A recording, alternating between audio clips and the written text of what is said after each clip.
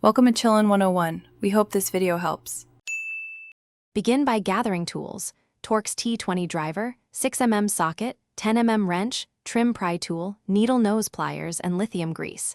Use a magnetic tray for screws and a soft cloth to protect the panel. Use a Torx T20 driver, 6mm socket, trim pry tool. Work takes about 45 minutes per door for beginners.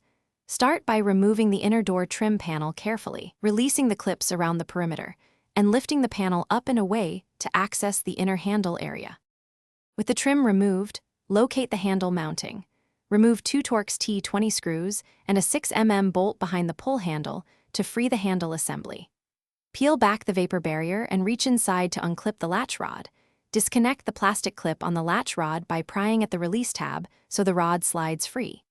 Inspect the handle for broken tabs or worn pivots and keep track of small parts in a magnetic tray or labeled bag for reassembly.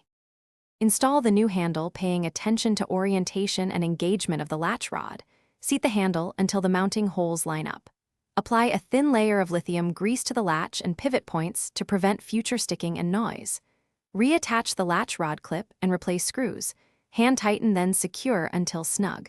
Test operation 5 times and cycle lock with key and fob to verify smooth action. Reinstall trim. Torque bolts to hand tight, then 1/.